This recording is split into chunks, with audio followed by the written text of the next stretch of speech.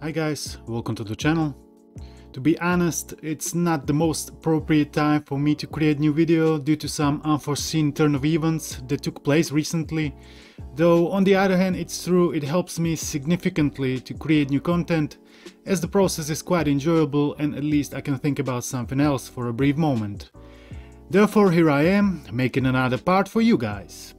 Today I'm checking out the Daedalusx64 for the PS Vita. I'm looking at the performance, overall experience, enjoyability, and I'm trying to figure out if it's a worthy competitor to the modern day smartphones experience.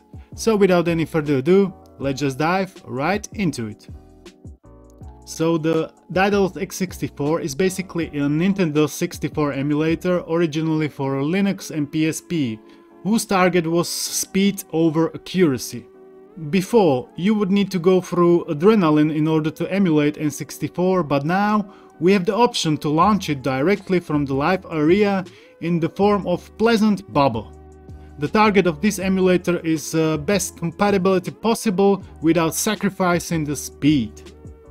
The emulator itself is quite old, though the newest update came in the middle of December 2020, and that's the version I'm examining. The emulator was built up through combined work of Rinengatamante and Masterpiece. Huge thanks to them. If you are interested in it, all you need to do in order to enjoy it is download and install the VPK and place the data files in your UXO or URO under the data/Daedalus64. The game needs to be in a ROMs folder under Daedalus64. As usually, let's start with the compatibility list website. Same old thing as before, 4 categories: Playable, Crash, Ingame Plus and Ingame Minus. As you can see, there is 47% playable of whole library. That's pretty solid percentage in my eyes. Let's quickly get the Crash group out of the way. I've picked up Biohazard 2 that is crashing before reaching the game, and the Star Wars Rogue Squadron is also definite crash. Then I have experimented with Ingame Minus, which means games that go in-game but have major issues that prevents it from going further early on. First was Conker's Bad Fur Day, which at least for me crashed every single time without going even in-game. On the contrary, the Killer Instinct Gold is also field under Ingame Minus, although in my case it loaded up fine. I've been even playing it with kinda mid-range frame rate, but it crashed soon after, so there is definitely something preventing it to go further. Next, Ingame Plus, which stands for games that go far in game but have glitches or have non-playable performance. First one, Carmageddon 64, or Carmageddon, however it's pronounced. Absolutely, I've noticed some glitches. Though the game was playable, frame rate around 50-20 frames per second. Sound emulation wasn't bad either, no crashes, no freezes. All in all, I feel this game would be even playable if you wouldn't possess any other means of enjoying it. Thumbs up for me.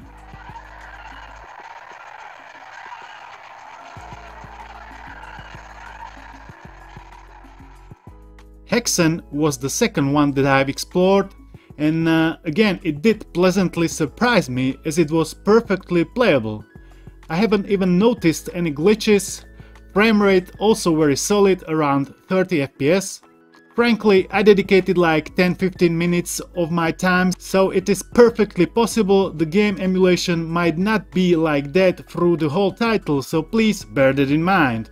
But for me, Hexen is a blast from the past that's undoubtedly playable on Daedalusx64 on the PS Vita alongside its ported older brother, Hexen Vita 2. Feel free to give it a try on your PS Vita. By the way guys, if you enjoyed the content, the subscription to the channel would be greatly appreciated.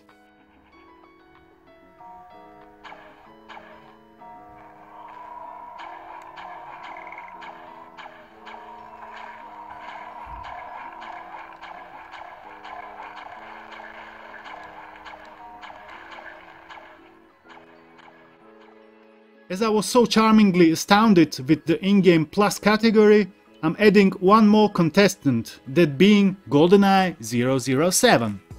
I believe this game is more challenging to emulate on newer devices too, so I wanted the first-hand encounter with Daedalusx64, and the yielded results was to be expected. Slowdowns, glitches, stutters, crashes. Yet I've been able to take down dozens of Russian tyrants and to dodge all of the oncoming bullet traffic. Well, almost all of it, as clearly even Neo wasn't skillful enough to dodge all of the projectiles. Though considering the circumstances, controls and frame rate, the outcome is more than tolerable. GoldenEye 007 on the PS Vita does possess some attributes worth investing some of your time into, even if it would be just as a challenge worth overcoming. As you know, tomorrow never dies, hence there is always another way to die.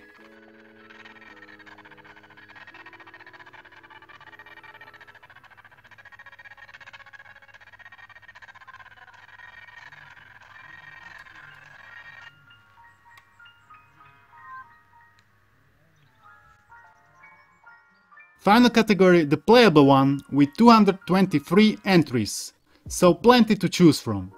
The opening spot belongs to the Daedalusx64, which is more than playable, it is a complete package as soon as you will configure the controls, as by default they are pretty head-scratching, but other than that, absolute banger.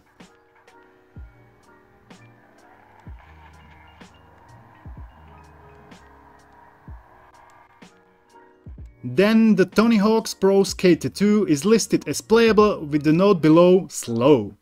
The Pro Skater is indeed enjoyable with around 17-18 frames per second, though I couldn't notice any slowdowns. So I'm happy with my Rodney Mullen fix.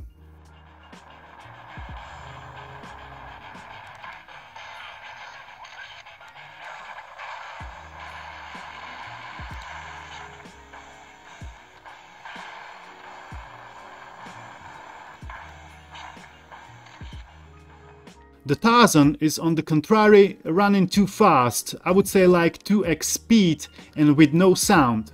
First I thought I've got some weird ROM, but it's no different with the other one either, so I'm not really sure what's going on here. But in my opinion it's too playable, hence we need some slowdowns to take a deep breath and figure out what tree to climb on next.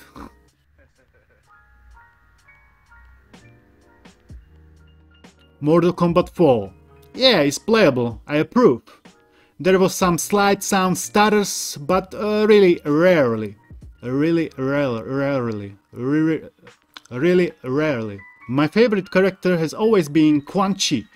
I could even beat up Goro consistently every single time, on every single occasions, no issues.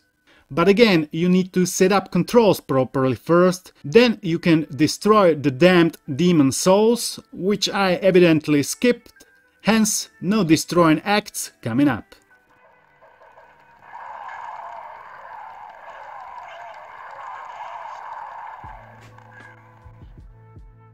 Last one I have checked out was Excitebike64. It states playable, however mine doesn't even wanna go in game. It just freezes, so I'm not really sure what's the problem in here, but I guess there is many of these, you know, not so sure things about all of the games, because there is too many of them and the categories are just, you know, approximate. In the end, what do I think about the PS Vita Daedalusx64 emulator? In my humble opinion, I enjoyed it in spite of all of the negative elements that was affecting me along the way. It was a reasonable audition with persuasive features. And what about you guys? What do you think about this emulator? Is it worth it or does it suck? Let me know down in the comments below. If you enjoyed the video, please give it a thumbs up. It means a lot to me and to the YouTube algorithm. There is more quality content on its way, so please feel free to join us in form of the subscription on this adventurous voyage. Voyage? I don't know. It's free and with benefits of not missing up the upload. Thanks for watching guys, and see you in the next one. Peace.